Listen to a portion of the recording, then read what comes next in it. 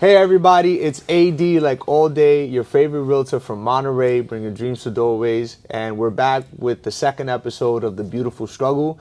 And today we're accompanied by my good friend and one of the hardest working guys I know here in the Monterey Peninsula, Mr. Armando Soria. And his company, Soria Environmental. So I'm just gonna have him introduce himself briefly and talk about, his why. So Armando, if you could just introduce yourself, Yeah. who you are, what you do for a living, and what's your why behind it. Awesome, man. Well, appreciate you, AD. No problem, Always.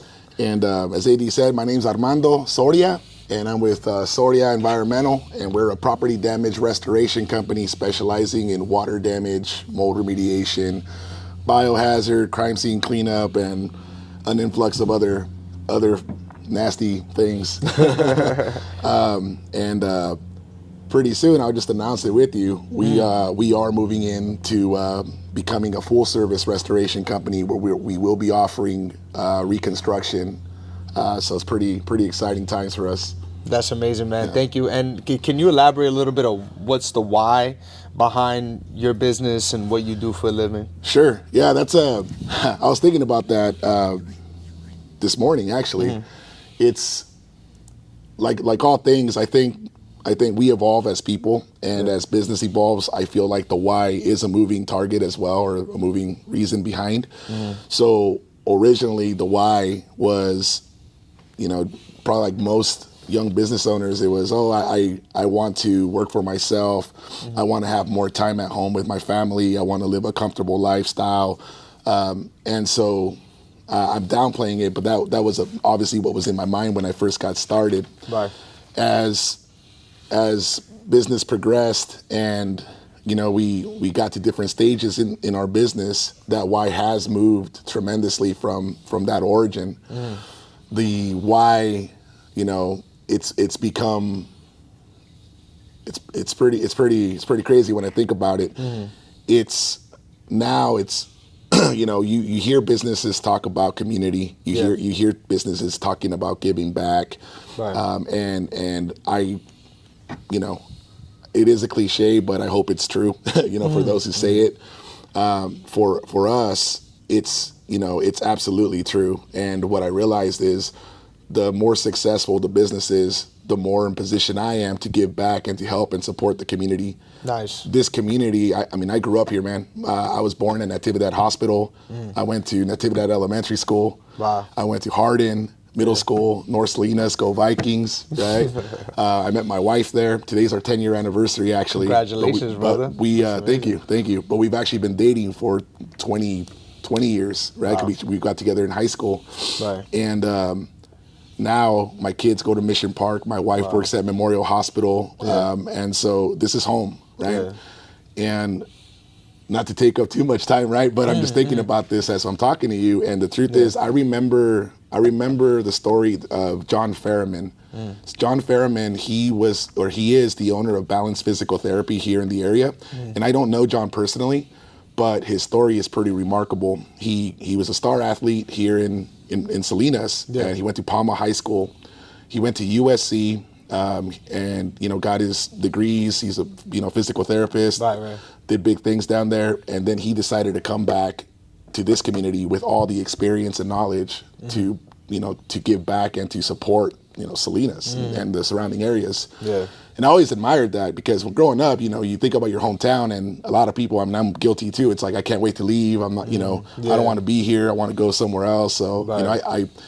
In my journey, I literally traveled from here across the country and back. And through that time, I gained so much experience and seen so many different things, working hurricanes and floods and, natural disasters, that now being here, it's like, well, I want to bring that wealth of experience back home and apply that to business here, right? And so it just kind of full circle. Right. So again, that why, well, now it's the community, right? Bringing the experience I have back here. It's now getting in a position where I can help out. I'm sorry, I can't see if that's in the camera, but supporting events like the California Rodeo, the Veterans Day Parade, the NORA, which is the National Hispanic Association of Real Estate Professionals, right? We're a sponsor of Wonderwood Ranch, which is a horse ranch that gives back and works with kids who've gone through traumatic experiences or are even incarcerated. They go there and they donate their time. So we're a silver sponsor with them. Nice. I'm on the leadership team this year with the Monterey Bay Leukemia Society, Leukemia and Lymphoma Society's Visionary of the Year campaign. And so, again, all this is possible because of the business and putting myself in that position, right? And so moving forward, you know, it's continuing to support organizations that way, but it's also creating jobs here in the community, right? We're at, 4 employees outside of myself, and we're looking for employee number 5 now, and creating that culture where people want to come to work, giving opportunities and growth, because I know just how big this industry is and the potential for someone coming in and making this into a career. And so that's amazing, man. And one thing I want to say is I love this guy's energy. I mean, it's super infectious. And not only that, I told you he's the hardest working man I know. Look how well, versed he is in the community. I mean, this guy has his roots tied into Salinas. But I love how he said that he felt like he was a big fish in a small pond. And then he wanted to venture out and exploring and go to a bigger pond. Because he felt like he was kind of almost outgrowing his area, but he came back to where he was originally from to give back that wealth and that knowledge that he, earned and developed throughout the years. And I could imagine that wasn't easy, going through those growing pains. It was a struggle. So in 2012 we moved to Houston, and I started working in this industry doing water damage restoration and whatnot in January of 2012. January 2011. And I worked here. Actually, I worked in a Watsonville location for about a year and a half before moving to Houston. And the reason to move was because I had actually graduated the fire academy here in Monterey. So I was pursuing a career in firefighting. And unfortunately, I happened to graduate in 2010 when the economy really took a dump. And municipalities were really letting go of firefighters rather than hiring them. And whenever there was a position, it was one applicant or one hire for 1,000 applicant cap. So for me, being inexperienced, of course, it was very difficult to get in because they would hire the lateral firefighters that were laid off, rightfully so. So my wife and I, she was my fiance at the time. She asked me, would you consider going out of state and pursuing it that way? And I said, well, yeah. And the nice thing about my position where I was working was I worked for a national franchise. So I was able to just transfer over. Yeah. And that's how I ended up there in Houston. And then I got married. We had a baby on the way. I did get picked up as a paid call firefighter for Houston. I was actually for Katy, Willow Fork Fire Department. But I had to make a decision, paid call, almost like it was volunteer firefighter versus growing in my career. And, I felt like I needed to support the family. So I made the decision then to promote and travel and get into hurricane thing and disaster recovery. And, Wow, that must have been just an experience in itself. But I mean, take me back to the early stages of when you first started your own business, going through, trying to become a firefighter and then also, working for a W-2 job and, corporate America, and now to starting your own business. So it was that exposure, so when I started, this is pretty cool. I started as a technician, right? I was at the technician level. So, entry level position in restoration, and learning how to suck up water, right? How to lift carpet, how to pull the pad, how to take off the baseboard properly without damaging walls, setting equipment. But anyway, so I started at that level and then promoted to project manager. And then from project manager, I promoted to operations manager in that larger company. And my role in that as an operation manager was, obviously run the day-to-day operations for the owner. But also because of how large our franchise was, our operation was, when I would travel the country, and I've been virtually every state doing this, we were a large loss recovery team. And so we would go help the smaller franchise owners when they got commercial projects of a certain dollar amount. Right. And so essentially what I was doing, my role was to mentor owners and teach them how to manage those jobs, from documentation to labor to just all aspects of it, and negotiating contracts and speaking with the adjusters and insurance personnel, the consultants. And so it was a no-brainer. It's like, here I am working and supporting owners, and I love that about my job. But I was like, well, when am I going to get my turn, And when am I going to get a piece of the pie, right? Exactly. And so it became difficult to work for someone when you're out there teaching the other owners how to, whatever. How to do everything, yeah. So what ended up happening was in 2017, my best friend in Texas, Jared Richards, who owns a franchise in San Antonio, Serpro of North Central San Antonio, he went off on his own and opened up his location. And he invited me to come with him. So I left my job. I uprooted the family from Houston, went with him to San Antonio, and helped him launch his company.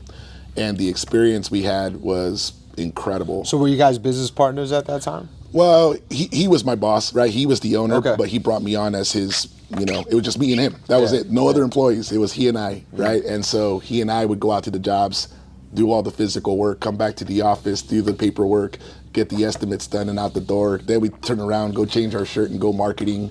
Wow. So you guys were a one-man army. Oh yeah, it was awesome. It was awesome. It was and that's what made it so hard to come back. Also, was because I was living, what I thought was my dream. Right, I was hanging out with my best friend at work, and we were killing it. We were, we were doing really well. Yeah. As a matter of fact, that year, in a franchise system with over 1,700 franchises and probably more now, we were actually awarded the Rookie of the Year. Wow. Because you of hear that? the That's revenue. crazy. Yeah, and it's all, it's because of Jared and his leadership and putting the right people in place. Yeah. But anyway, so there I was basically at the right hand of the owner. And again, that thirst for I wanted my own. I want to do this. And the plan was to eventually, turn around, and he was going to invest in me. We were going to open up a franchise together. That was going to be my gateway to ownership. But family, a wife came a knocking, and she's like, hey, you know what? We had two little girls. I have two daughters, Mia and Sophia, who's 9 and 7 now. And at the time, they were much younger, obviously. This was about 4 years ago. And it was getting difficult to be in another new area with no family around, that kind of thing. And so we, after a lot of conversation, made the decision to come back home. Nice. So we could be surrounded by family. And so that led me to work for another company here locally, which I have a great relationship with that company. And we were very successful again. But it was very difficult to go from, essentially, I wouldn't call myself part owner, but there was that. You got a taste of that, being a small business owner. So coming back to a 9 to 5, it was hard. We did it and we did it well, but I knew I wanted more. And it was right around that time that I was there for about 2 years here, locally, when the pandemic hit. And when the pandemic hit, it was very difficult because my wife, being a nurse, she was working a lot, and we were, when it first happened, we didn't know what was going to happen with our with my job, We were unfortunately in a position where, just like most companies, we had to lay off some employees, and it was just a big question mark on how things were going to go. At the same time, with schools shutting down and everything going on, it was like, oh, wow, my wife being a nurse, I mean, quite honestly, she's the breadwinner. Yeah. And so I was considering, like, oh, I need to take a step back and stay at home with the kids, or how are we going to do this? And so business ownership, of course, was still in my mind. I'm like, well, if I worked for myself, if I did something on my own. You'd run your own schedule. I'd be on my own schedule, and I could have the time to do that, possibly, right? I thought. And it's really interesting. This is a really funny part of the story that a lot of people don't know. So what I ended up doing at first, I'm a barbecue aficionado. I love to barbecue. I heard you make some great gator. So I picked that up in Texas, but anyway, so I went out and I bought a barbecue trailer, right? A commercial barbecue trailer. And I actually got signed up with the farmer's market in San Juan Bautista. So I had my spot, I had my barbecue trailer. And right around the time, like right before the pandemic really took off, I was considering going, working on that on the weekends, and then kind of turning like a little food truck kind of thing, turning it into something, right? Because then if that worked out, then I'd have the time to take care of the kids, so forth and so on. Right. But when the pandemic hit, I had already had the trailer. I already had the meat. It was going to be our first weekend. Wow. And the pandemic hit, and it shut us down before we got started. Wow. So I sold the trailer and I bought my first piece of equipment for Soria Environmental. Wow. Which was an air duct cleaning machine to clean air ducts at homes. Yeah. And at that point, I was still working full-time for the other company, so I didn't want to offer water damage restoration because I was working for a water damage restoration company. So I was offering air duct cleaning, which was a service that my employer didn't offer. That way I wouldn't, you know what I mean? Got you. You found the riches and the niches kind of thing, yeah. And so that's why Soria Environmental came out versus Soria Restoration in the beginning, because I wasn't doing restoration when I first got started in October, or I think it was October, September of 2020. Okay. But 2 years ago. But in January, that's when I had the taste. I was getting calls for air duct cleaning and more. Yeah. And with the pandemic, people were calling me to do COVID cleaning and things like that. Could we deal with all sorts of hazardous, situations and whatnot? So at that point, I had, I was starting to generate a little bit of a call volume. I already knew I wanted to go on my own, and we could get into it. But this is the hard part, where families telling you, "Hey, what are you doing? You got a full-time job. Don't go out on your own. Hey, why would you risk it all? And hey, you're making great money at at another company. Why would you take a risk like that?" And at a certain point, I said, you know what? If my wife's good with it, and she gave me her blessing. Next day, I went over to my boss and I gave them my letter of resignation. I said, "Hey, thank you. Yeah, I'm going to go on my own." And the funny part, he looked at me and said, "I knew you were going to do this, and I knew it was just a matter of time. I didn't know when, but you're going to kill it." That's amazing, man. And he and I still have a good working relationship now. And That's amazing, so bro. that was in January 1st-ish, like January 2nd of 2021. And since that point, we got going. That's amazing, bro. I love that. I mean, and that's funny. That's a question I was going to ask you is, how do you deal with those growing pains as a new business, but also emotional and mental pain in terms of leaving a secure 1099, I mean, a W-2 job that's bringing in consistent money every month, and, rolling the dice and risking it all to run your own operation. I mean, kind of take me back to how you felt during that moment. Ooh. I could imagine you was going so many thoughts in your heads, and maybe with the family, they're like even maybe doubting. So I got to give it up to my wife, right? She's amazing and great at what she does, and she's very successful in her career, and so. If it wasn't for her situation, there'd be no way. I mean, it would have been a lot different. Right. I'm not saying it was an easy transition. There was a lot of sacrifice, and we had to prepare ourselves financially to make that jump. But at the same time, with our income, with everything that we had kind of going on, I was in a far better position than a lot of people that go out and started their own business. Right. And not saying that, we were rich or anything like that. Right, no, I get it. But, we could tighten up, and we do this, we could budget, maybe we, as long as you bring in this, we should be okay, that type of conversation. Right. And that's what kind of took the longest to figure out and to set ourselves up. We sold a house in Houston. We had renters. We had a property there that we were managing from California. But when we sold that, we used some of the profit from that to pay off some debt, pay off a vehicle note, and kind of, and also that was kind of my seed money. I had $3,000 to start, which was wow. and so and that's what kind of has me thinking.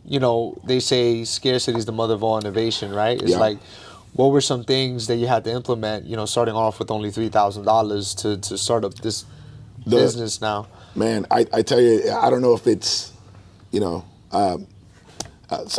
not to get super into it, but I am a Christian, and I think God does amazing things for us and always watches us, right? Nice. Timing, fate, God, however you want to call it, right? But just the way it all worked out. So we didn't have any seed money. I didn't have investment, and this is what also kind of took me a while. This is why it took me a while to even go out on my own, was because originally I wanted to buy a franchise, right? But the startup money you need to invest in a franchise is, well over $250,000, right? We didn't have that. Going independent, that means that, you have no support from a corporation. You're completely on your own. You gotta put, boots to the ground to get work. You gotta grind, right? Right. but the benefit is that it's a lot less expensive to get started. And I didn't have anything really besides, I had my air duct cleaning machine and a little bit of seed money, right? But right about the time that I was about to get started, a couple things happened. Number one was that best friend I told you about, Jared. I helped him get started, right? And his way, if you're watching, Jared, this is how I interpret it, right? Is his way of helping me and returning the favor for, the blood, sweat, and tears, so to speak, was he had invested in a lot of equipment when we got started, because Hurricane Harvey hit that same year that Jared opened up his shop. Wow. And so we needed more equipment because there was just so much work in Texas going on, right? So he bought a bunch of equipment, then he bought more equipment, then he bought more equipment. Well, he turned around when I started my business, he gave me a call and he goes, "Hey, how much money do you have to invest in equipment?" I said, "Well, I only have, like, I don't know, I don't have much." Yeah. He goes, "Well, I tell you what, I can help you out," and essentially he gave me an amazing deal on a lot of equipment. So if you look around, around the corner of the shop, that was I bought it, but I bought it for far less than what he paid for. Nice. And that got me started. So that there, boom, I had equipment. So it was funny. So I went to Texas. I flew out there. I rented a U-Haul. I loaded it up with the equipment that I purchased, and then I'm driving back. And on my drive back, my phone rang, and I had a couple jobs scheduled before I even had equipment. You know what I mean? Like, That's amazing, it just worked out because of contacts and that kind of thing. So when I touched down in Salinas from my drive from Texas, I already had a couple jobs, and we were off to the races, right? Nice. Then, and that was in January. Right. February, there was this freeze in Texas where pipes were breaking because of all that. Yeah, I and remember. that same friend, obviously I owe a lot to Jared. He gave me a call and he said, "Hey, we have so much work that if you're willing to get, bring that equipment back in a trailer and go to work, I could pass over some referrals to you and get you started with a couple jobs." So not only did I finish a couple jobs here, next thing you know it, I loaded up my trailer. I called another buddy that I have, Mike Myers from Fire Academy. Yeah. He went to Fire Academy with me. He's a buddy. He's a hunting buddy. I call him up. I'm like, "Hey, what are you doing? You want to go? You want to go to Texas?" Yeah. He says, "Yeah, let's go." We jumped in the trailer. We went down there. Wait. Did he know you was going to Texas for? Or? Yeah. Oh, okay. Let's just go to Texas. I said, "I got some work over there. Let's go check it out." Oh, I got you. We go to San Antonio, and we're there for 3 weeks. And in those 3 weeks, we basically made my working capital. Nice. We did very well for 3 weeks of hard nonstop work, but that's where we got our actual money to grow. That's amazing, man. And from that point on, it was on. We were. That's amazing, man. That's just truly inspirational story. And with that, with that adversity that you felt and that you dealt with, why was it so important that you got this business off the ground? Like, why was it that you had to succeed at that point? And how were other people in your life affected by your success?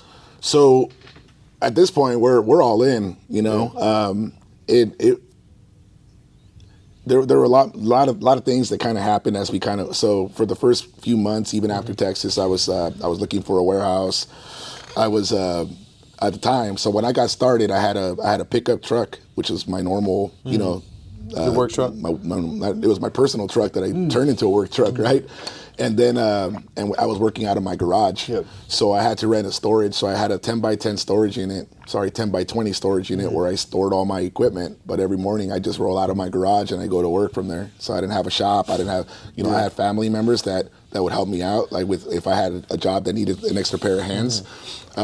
And perfectly honest, I paid them gave them some cash. Hey, thanks for helping me out. And it was just kind of low overhead, and we were just kind of doing our thing.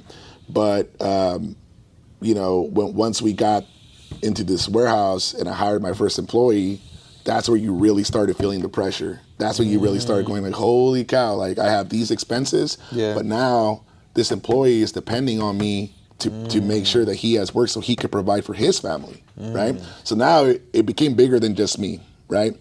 When you get in that situation, that's the most difficult part of it, is because now you have others depending on the success of the business, not just yourself. obviously, like, you know, I got to take care of my family. So that was always in the back of the mind. Like, this has to work because I have to be able to provide. Yeah. But when you start taking other people, or, you know, taking responsibility for other people's, you know, well-being, of course. And maybe I look too deep into it, you know, maybe that's a weird, you know. No, that's honestly, I wish every, you know, small business owner thought that same way, you know, in terms of taking care. That means that you really take care and you value your employees. So that's amazing, man. As far as the, you know, the big, and then as far as like, you know, family and the way that they took it and that kind of thing. My wife has always been supportive. Yeah. Sounds like she's the backbone. Yeah, she is. And it's funny though, because her way of support is just kind of stepping back and giving me the time and the space and the energy to do it. And also just making sure that the home front's taken care of. She has a lot on her plate because, you know, with her career and kids and everything else. But that, you know, I appreciate that. As far as like you know, I love my family first and foremost, but at the same time, we're not a family of entrepreneurs, right? We're not a family of business owners. I think there may be a couple in there, you know, down the line, but you know, I'm a first generation, you know, Mexican American. Yeah. My parents, you know, they went from working the fields to you know, working in my dad's a screen printer by trade, so he you know, he works here locally. Yeah. And you know, it was just a completely different mindset. You know, it's theirs was they come from a place where they care, and it's you know, it's security and you know, why do you need so much? You know, what are you after? What are you really trying to gain? You know, if I made the money you guys made, like, you know, you know what I mean, like course, you know, that kind of thing. And and I love him to death. My dad's my best friend. You know, but for a while there, that was also mentally that was what was challenging, was that I always cared about other people's opinion rather than kind of being laser focused on my own. Right. And the truth is, it wasn't until I got to my point where I just said, you know what, me and my wife, you know, forget the outside noise. I got a father-in-law who I love to death, but he's a very hard, you know, he's like, you know, by the book, but you know, straight line guy. And same thing, I was worried about what he's going to think. You know, I'm worried about his opinion. Oh, I'm going to go buy a van. Oh, what are they going to think? They're thinking, you know what I mean? Like every action for a minute. And this was really hard to overcome for me, just because of my bringing it up or whatever. Of course, But it was like I would consider what they would think, right? So it did have a hold on me, right?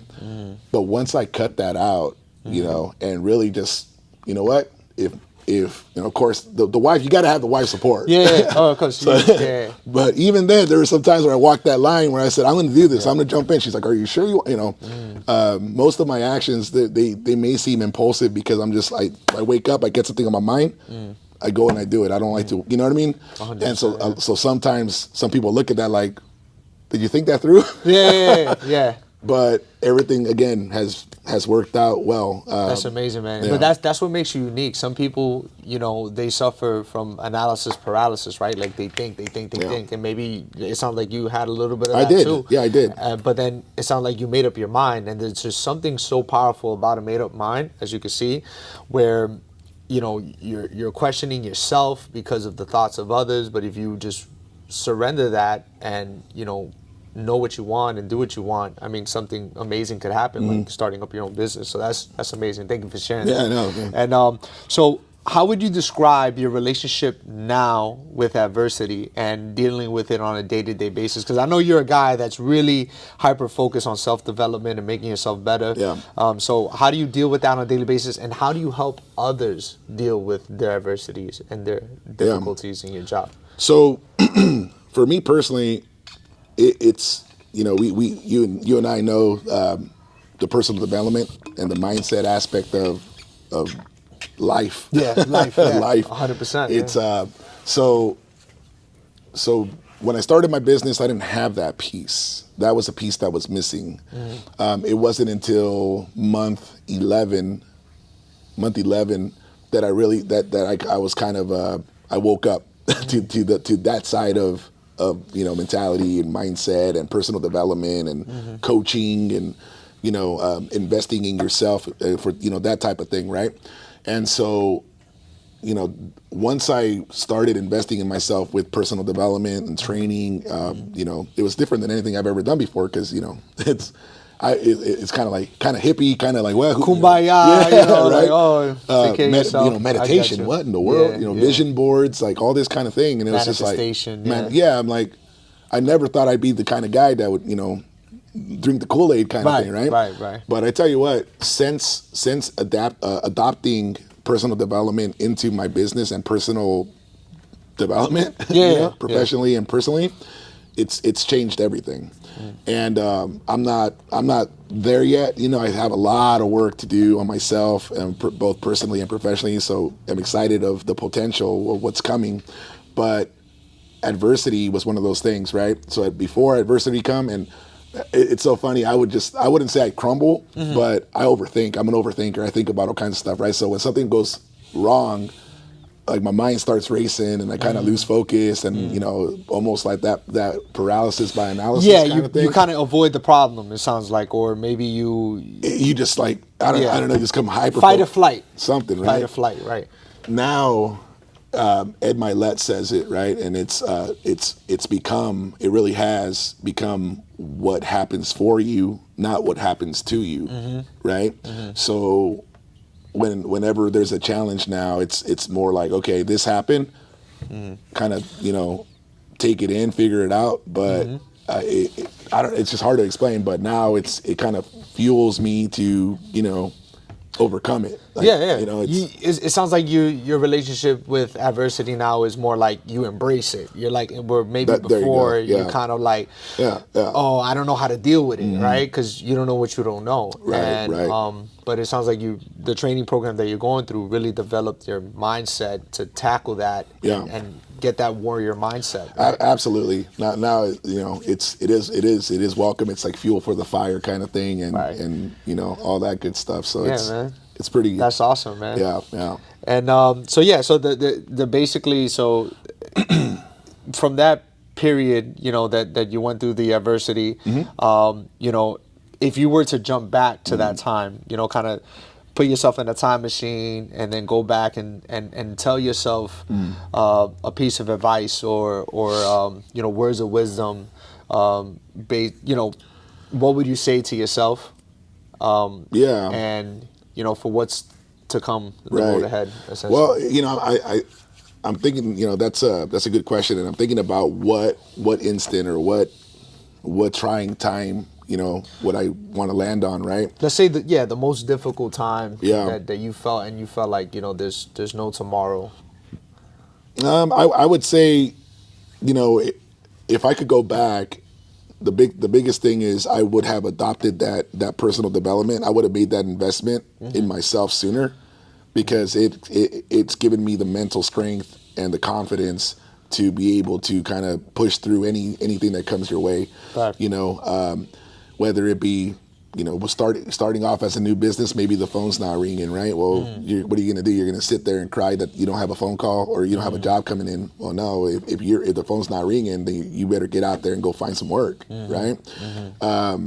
Just a bunch of different things like that, but that's probably the biggest thing, right? And I'm still, I'm still there, right? I'm still I'm entering year 2 now, so we're still a new business. We're still kind of working out some kinks. Yeah. But now with that mentality and that personal development and professional development piece in mind, it's a completely different ballgame, right? So now it's, you feel more mentally sharp and prepared to take on whatever might come and push towards that growth. Whereas before it was, it was kind of crippling, like, okay, what are we going to do now? Kind of thing, right? Yeah, so, lost in the sauce and whatnot.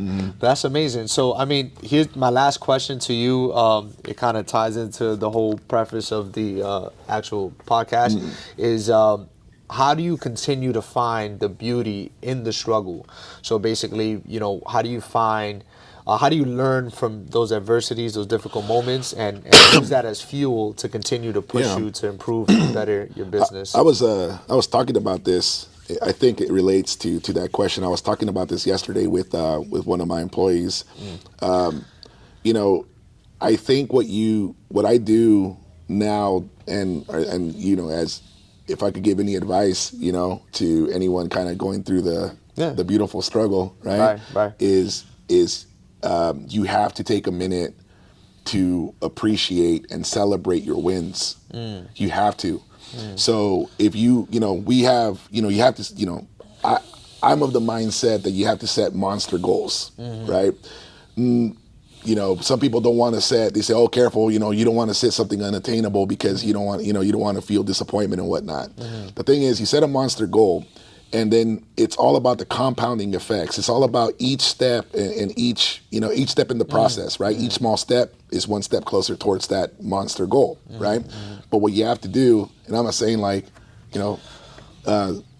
celebrate too hard. But every time you accomplish or those compounding wins, you have to celebrate them. By doing that, it keeps you motivated, keeps you fired up, it keeps you going for more, and you have to have that. You have to have that appreciation for the struggle, and then it makes you appreciate the struggle and all the steps, right? If you're not celebrating those wins, then what's it all for, right? That's 100%, man. And it's so funny you say that, because I was talking to my business coach the other day, and he was talking about, pat yourself in the back every time you do something. Give yourself support, give yourself some grace. Don't knock yourself down saying you're not doing enough, because there's a resistance, there's a block there.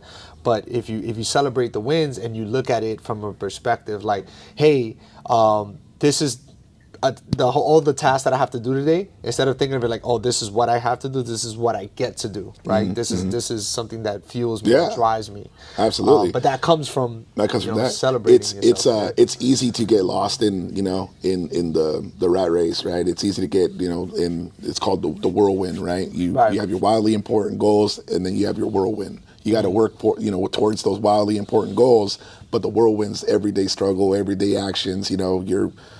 Your 9 to 5 kind of thing, right? Right. But those, it's about, it's a cliche, but it's about the journey. 100%, man. Don't rush the process, trust the process. That's it. Thank you so much for thank you, man. taking some time. And now I just want to leave the floor open for you, if you want to leave any final remarks to anyone watching, if you have any words of wisdom, anything you want to leave them with, before we finalize.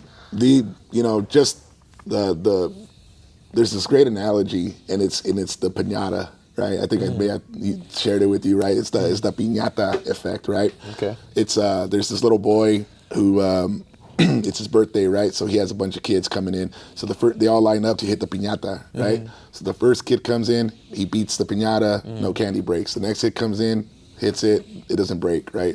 So forth and so on. Kids are all hitting the piñata, right? Right. Then comes the little kid, it's his birthday, whatever, right? He comes in, and he gives one mighty swing. Just whacks it. Right? And of course it breaks, Yeah. and all the candy comes out, they won, right? But what's important is to keep in mind that it was the small compounding actions. It was each kid before him coming in and making those hits, right? So those hits are those small actions. Yeah. But at the end, one more hit, and out came the candy. Right? That's amazing. So it's that came from The Power of One More by Ed Milet, right? It's his book. But when I heard that, it just kind of, it took a minute, like, because I'm Mexican. I'm Mexican. I like piñatas, right? So when he threw a piñata in the analogy, I caught it. I'm like, understood man. it. And that's absolutely true. It's those compounding effects, celebrating those wins.